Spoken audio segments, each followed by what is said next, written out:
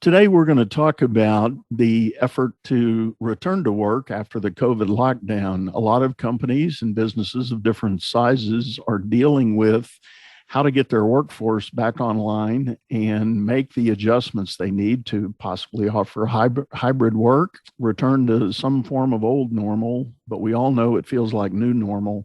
And today, we're going to talk about that. Stay tuned.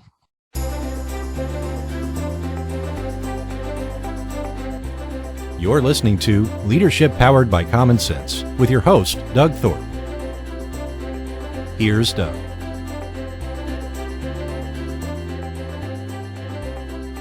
Welcome, everyone. This is another episode of Leadership Powered by Common Sense. I am your host, Doug Thorpe, and today I have a Mr. Tony Martignetti with me. And Tony has written a book that he calls Climbing the Right Mountain.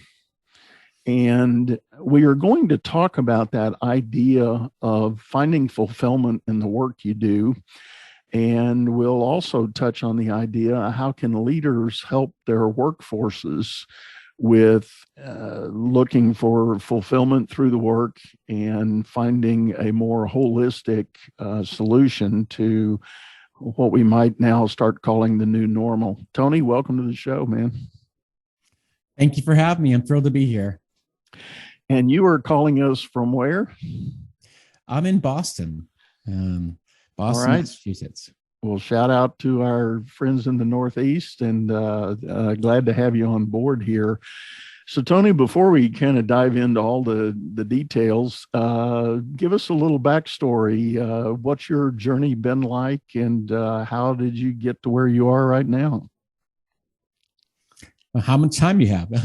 I'll keep it short. So just a little bit about where I came from. I spent most of my life, about 25 years or so, I shouldn't say most of my life, a good portion of my career in the biotech industry, working in finance and strategy roles. Really rewarding in the sense that I worked on some really cool programs in the rare diseases and in oncology and different disease areas. I was able to really climb my career ladder, if you will, in the place that I was really seeing an impact. But one of the things that I realized is that as people would tell me, like, you're not the typical finance person, I would say, really, what does that mean? They're like, well, you really have a sense of people. You really understand people well, and you really have a desire to help people to achieve their what's possible for them. And I didn't really quite see that. I was just like, well, this is what I do. This is my title. This is the role I play. So let me continue until I started to listen, and I started to listen to people's advice, and decided at some point where I needed to get off of that path that I was on and follow the call. And the call for me was to get into this, the field of coaching and advising and leadership development. And to be honest with you, it's been the most rewarding and most amazing path that I could be on. Of course, I make it sound so easy, but there's been it's been a roller coaster ride of imposter syndrome and self-doubt that come along the way.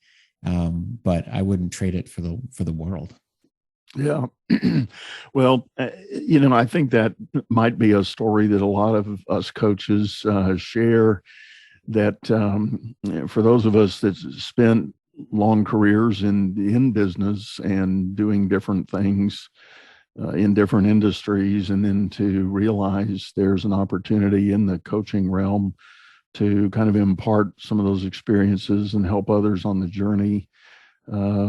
It is an evolutionary process as well for us. So congrats on embarking on that journey and getting through whatever the stages are that you are.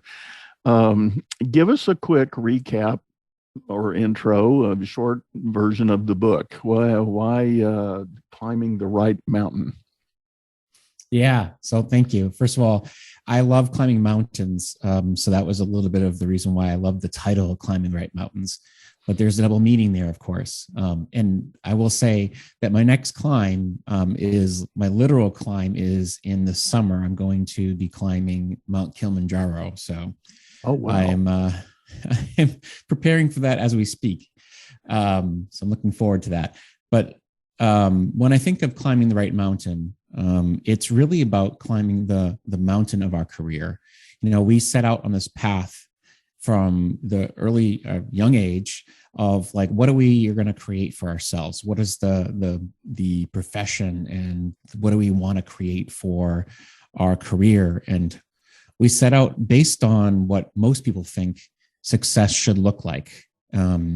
Usually influenced by society or adults in our lives, and we maniacally focus on that path. At least I'm saying this from the perspective of most people. And then sometimes when you get to that top of that summit, which I know I did, and a lot of people I coach did, they look around and they say, gosh, this is not what I wanted. This is not what I wanted life to be like. And to get here, I had to sacrifice so many things: my time with family, my time with friends, my health, a lot of things. And it wasn't worth it. It wasn't worth the climb.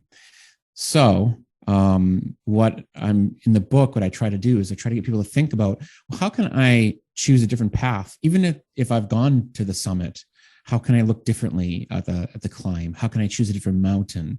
Or if I'm still on the ascent from that first mountain, how can I think about the path that I'm on and ensure that I'm doing it for the right reasons, that I'm defining success on my own terms, and navigating from a place of choosing fulfillment as a mindset and not a place to go to. Yeah, I think that's powerful, that idea of finding that fulfillment. I actually did an interview yesterday with another guest, and we were talking in very simplistic terms. It's the notion of, can you find happiness in what you're doing? And it was a very interesting discussion, because it was much more than just defining a quantitative or qualitative answer, but rather really locking in and understanding what aligns with a bigger sense of purpose in your life. Yeah. And we talked about that evolution of career. You know, people often find themselves on a career path, and maybe the early decisions are all out of necessity.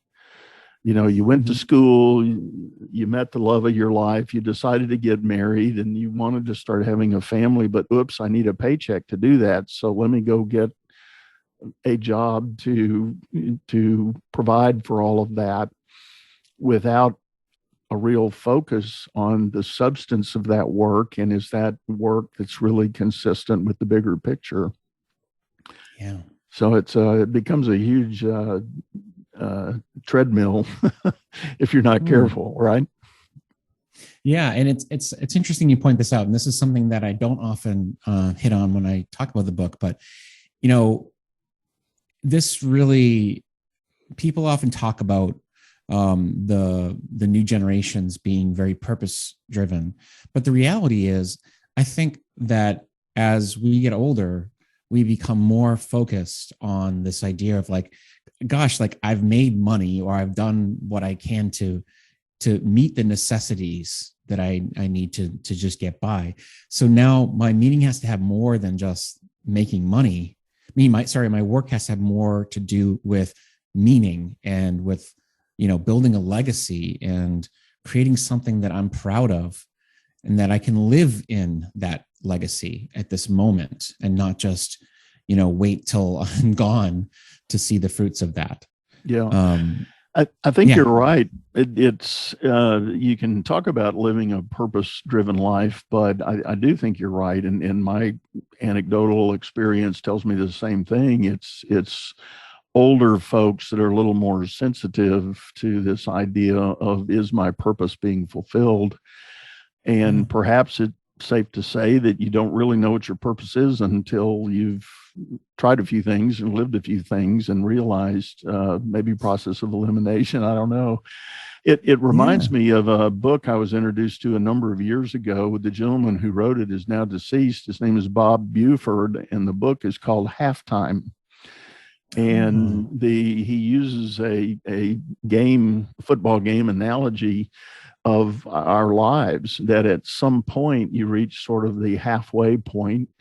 And just like a football team may do at halftime of the game, you go into the locker room and you've either had your tail kicked in the first half and you want to make adjustments and do something, or you've had a pretty successful first half.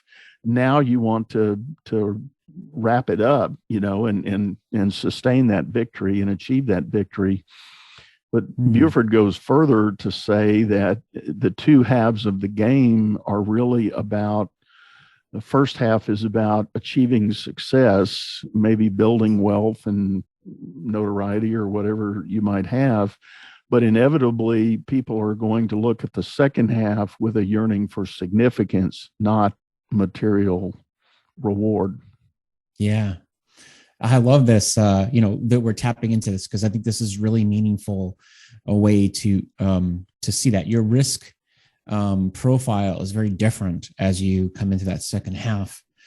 Again, coming from a finance background, I still talk about risk and reward a lot. But I think that really the things you're willing to try, because now you've learned a lot, you'll go into some endeavors that you can see that you're willing to do different things, because you know how they'll turn out. You have a sense of how they'll turn out because you've been what I like to call a road weary optimist. You know how things can go, and you're willing to take a chance. I like that term, road weary optimist. That is an interesting, but I bet there's some stories that go with that one. There is. Absolutely. So I guess let me talk a little bit about back to this idea of you in your younger years, you get on a path and you begin a journey. What do you see, and what do you talk to people about as far as the elements of that journey and maybe warning signs they ought to be watching for, that sort of thing? Yeah. Well, I love that. There's in the book, I take them through some guideposts that will help them think differently about the path that they're on.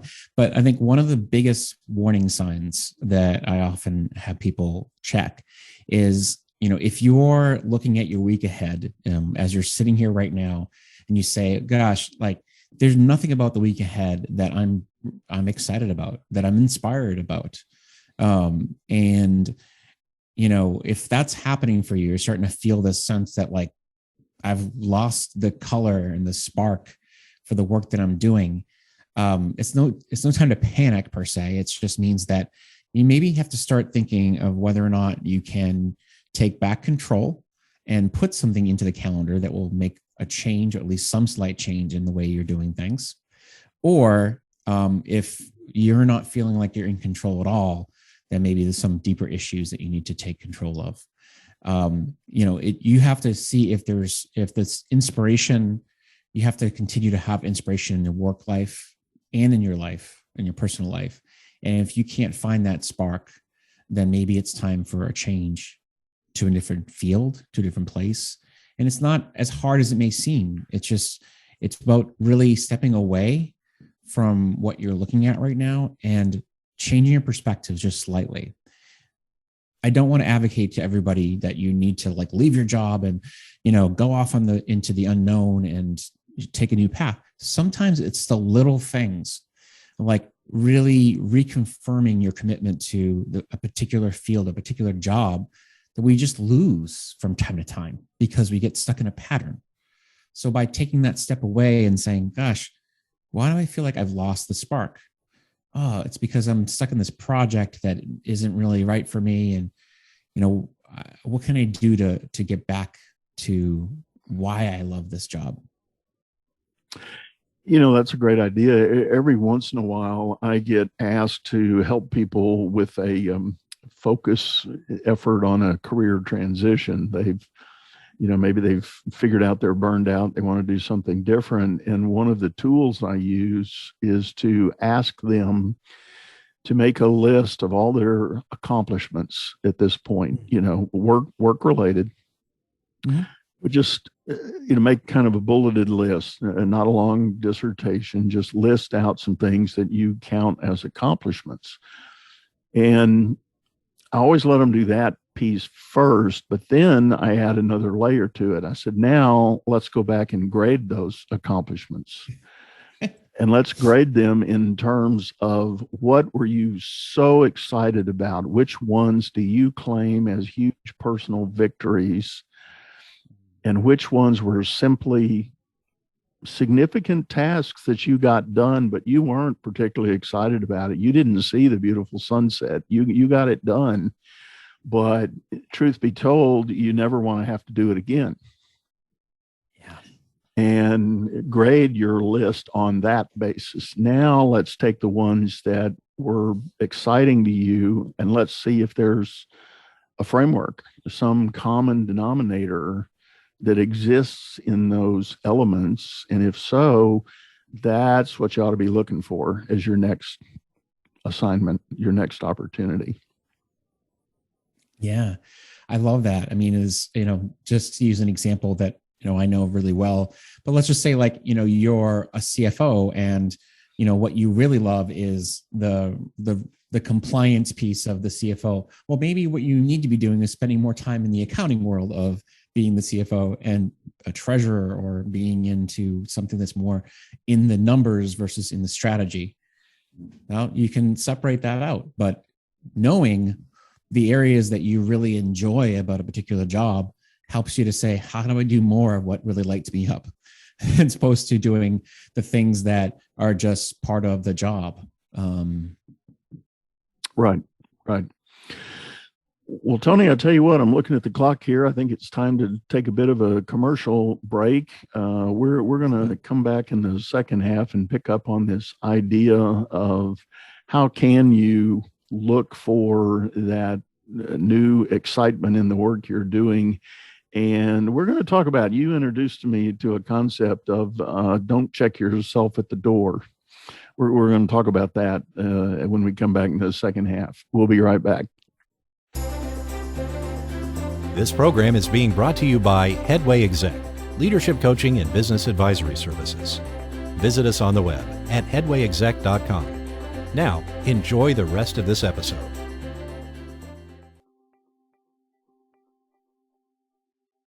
All right, everyone, we're back. And today I'm visiting with Tony Martignetti, and we have been talking about finding fulfillment in the work you do. Tony introduced me to a thought that we're going to talk about now. He made a comment. He described going to work and checking yourself or your personality at the door. I don't remember exactly how you put it. Tell me again how that stands up, Tony. Yeah, well, I call it checking yourself at the door. Okay. And the problem is that, for the most part, most of the time that I've been in the workplace, we've filtered ourselves. We come to work and we don't share who we are outside of work. In a lot of organizations, because we're afraid of what will people think. What if they really see who I am? Then they may not like me. They may not be able to really relate to who I am. And what I've come to see more and more is that the more you bring who you really are, your full self, into the workplace, the more that you can create connections. And I think this is becoming more and more relevant given the fact that we've been so disconnected over the past 2 years. It feels like 4 years with the pandemic. And I think we'll see the benefits of this as we come into the next few years. But I'll expand on that. I think that's a powerful insight. And I'm reminded, I was doing a coaching session recently and talking to my client, and I was describing a phenomenon that I've seen in several different industries that I work with. It's like people returning to work as in physically going back to the office or the shop or the store or wherever it is they may be going back to. It's almost like they're showing up with a kind of chip on their shoulder, and it's a chip that's not angry per se, but it's questioning. It's loaded with questions about what are we really going to be doing here, and we're going to call this thing a hybrid opportunity. What is that? How's that going to work? What are the expectations of me? And so it ultimately does become a lot more personal because of all those questions. And what I've said to leaders is, as a leader, you need to be more sensitive to answering those questions. And when you see Joe, Bill, Sally, and Sue show up for work and they don't act like they did 2 years ago, you better have a discussion. Yeah. Right? Exactly. I mean, asking questions about like, so what have you really enjoyed about the, working from home? What are the things that you've really have been changed for you? Because we've all changed in some dramatic ways. Right. And, even knowing what new hobbies have you taken up, not to say that people have been sitting at home, kind of slacking off. They haven't been. I think that's, what people may think is that we've all been slacking off working at home. But the reality is just asking people like, what have they been up to? How can we celebrate the things you've been doing along these past few years and bring that into the workplace so people feel like, hey, I can bring some of the things that I've been doing back in here, and I don't have to feel like this is a foreign place either. I can feel as though even when I do come to work, I feel like I'm welcome back in here. I don't have to feel like a stranger in a strange land. Back to the idea of checking yourself at the door. What do you think are some of the roadblocks to people getting comfortable with doing that again, or not doing that? Being more open and more whole when they show up. Yeah, I mean, doing it in general, it's just really a real challenge because we've all had this thought that like, this is what the ideal worker looks like. This is what, let's use an example. The ideal worker is somebody who, doesn't have any flaws. They are somebody who works long hours and, is willing to, do anything they need to, anything that the employer needs to get the job done. And if you're willing to say like, hey, I got the job done, but it's not going to be on the same terms of like in the same hours. I may do it like in a, different time frame because, what I've been learning is that I can work out during the middle of the day and it actually makes me more productive. And, I share that with you because that's, what I've learned about myself. This is what I've seen about how I can be more productive. And what I found as a tip is that when I do this at home, it actually allows me to be able to work out. I don't necessarily have to go and shower because I'm going to be around a bunch of people because I'm at home. It's not like not a big deal.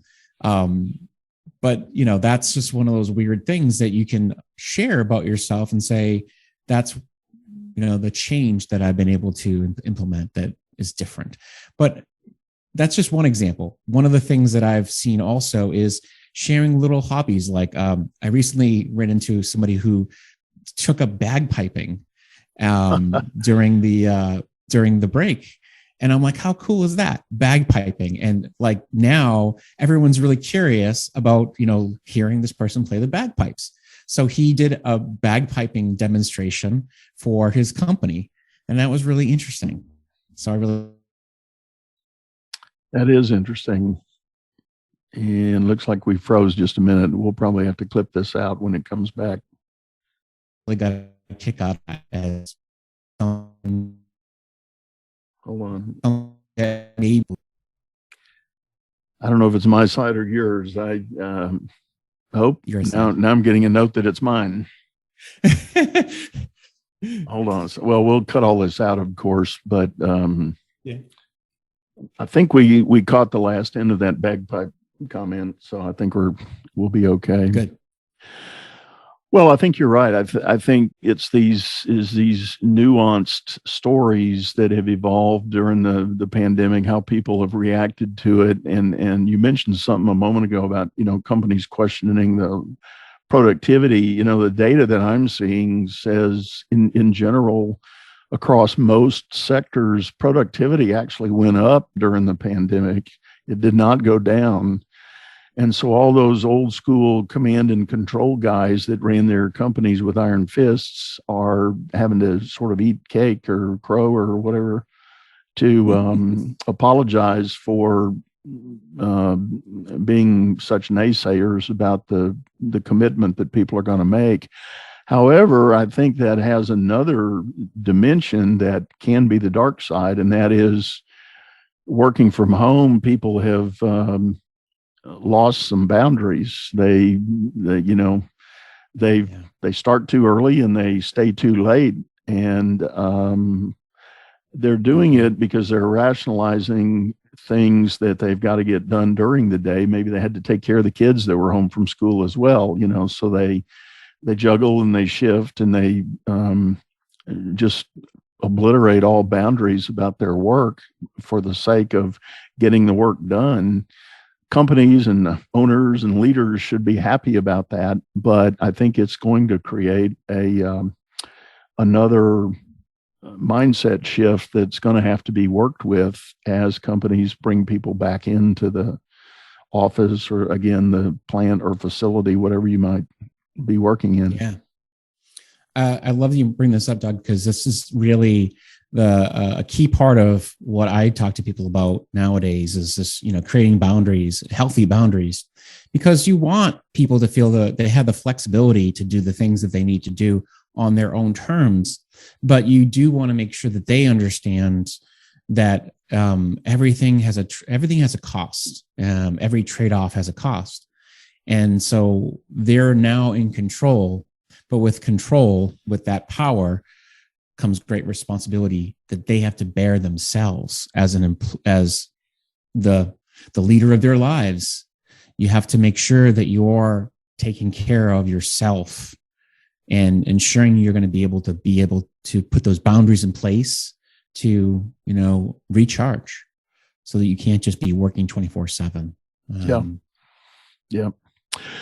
Well, I want to shift gears and go back to your book, Climbing the Right Mountain. And the question I've got about that is, if you have made this ascent and you get to the peak and you're looking out over the landscape and you have that aha moment that it feels like I climbed the wrong mountain, what do you tell people they need to do at that point?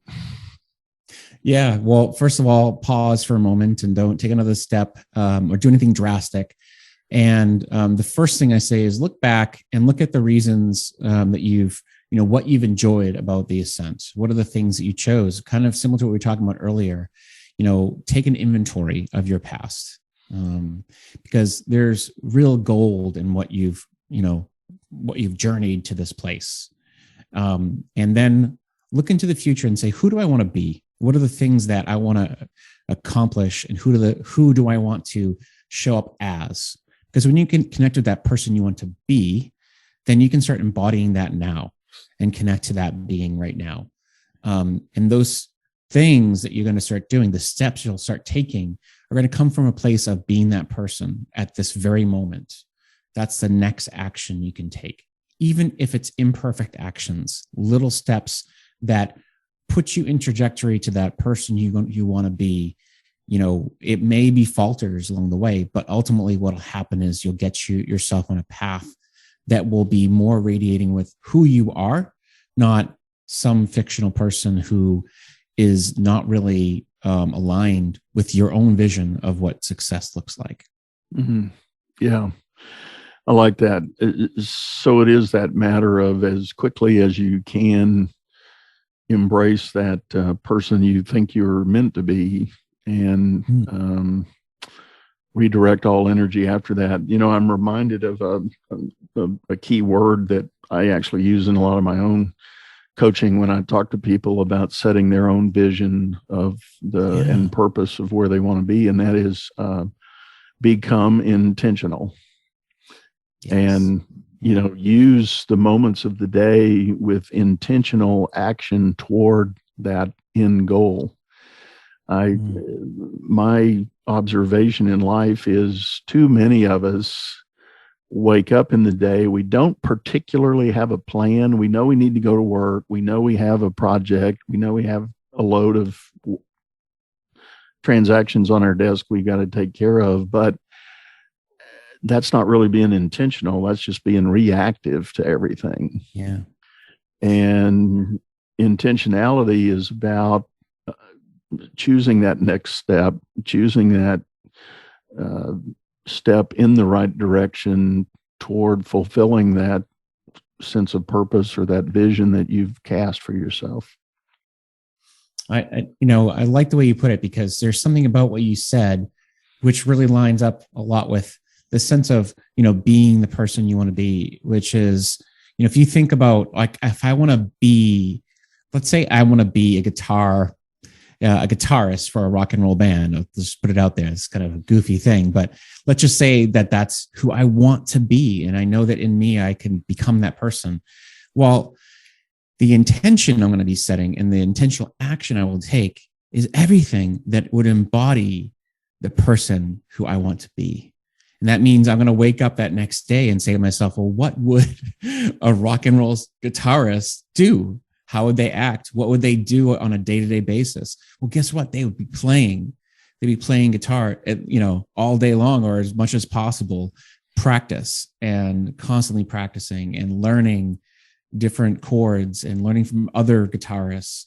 And that's what their practice would be. They're intentionally setting themselves up to be that person by doing the work that gets them in the trajectory. I often use the same analogy around the marathon runner, which is, what does a marathon runner do? Well, they eat healthy, they run, and they get themselves set up for success to be a runner. It's not a look into the future and say, well, what do I have to do? Well, I can't be that person because I can't see myself getting there. There's no intention connected. But in this case, we can. I like that thought process because when I coach clients on leadership development, I'm always quick to remind them that leadership is not a destination. You don't just one day arrive and everybody says, oh, you're now the leader. It's really a moment by moment accumulation of a body of work. And it's a matter of showing up in the moment with the right thoughts, the right choices, the decisions, the directions, responses to the moment that makes people look back and say, oh, he was our leader, she was our leader, and they reflect on those moments that accrue to that title. It sounds to me like the same thing would apply to what you're saying about this person we want to be. You show up in the moment being that person, and pretty soon it does in fact start to define your actual identity. Yeah, exactly. Yes, it's not coming from a place of lack where you're constantly saying like, oh, I have so far to go and I have so much to do to get to that person. Instead, you just keep on thinking about the step-by-step moments that you're accumulating that gain along the way, as opposed to the gap between where you are and where you want to go. And if you keep that mindset, that gratitude and the sense of accomplishment and accumulation can really be able to fuel you on the journey to creating the thing that you really want to be. It's really important. Tony, on your website and on your LinkedIn profile, you've got a link for an assessment that people can take. Talk to us a little bit about what that does and what's the end game there. Absolutely. So it's called the Leadership Journey Assessment. And the reason why I created it is I wanted to have some easy way for people to understand, well, where are they now?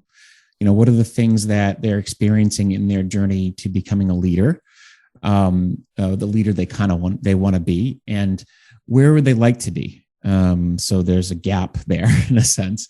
We're talking about gaps, but just knowing that is really helpful, because if they know that certain areas that they're lacking and they want to do some work there, that helps us to have a conversation around whether or not there's a particular area we can dive into. And what I often do is I'll have them take an assessment further along and check in to say, hey, how do we do? How are we progressing along the path? Have we made progress in the area that we wanted to make progress in? So it's a good assessment for that, for those purposes. And it's an easy, less than 2-minute assessment. So nothing too drastic. That's great. That's always a challenge when I get the opportunity to talk with someone who is interested in undertaking a journey toward leadership development. You do want to do some kind of assessment about where they are today. And the big question is, well, what kind of leader do you want to be? And typically the way I challenge people is just simply, again, we're not going to define the end game because we ultimately don't know what the end game is going to be, but we can define a quantum step up. Yeah. If you say, well, I'm here today and I want to be there tomorrow, well, that's that quantum leap. Or in your case of mountain climbing, if I want to go another 2,000 feet. Yes, exactly. How do I do that? Yes. Or 100 feet, maybe. I don't know. That'd be about my pace. Yeah. Depends on how far up you already are, right? Right. So right. 100 feet could be a lot for if you're on Kilimanjaro, 19,000 feet. It'd be 100 feet is quite an undertaking. Yeah. Well, I think this has been great, Tony.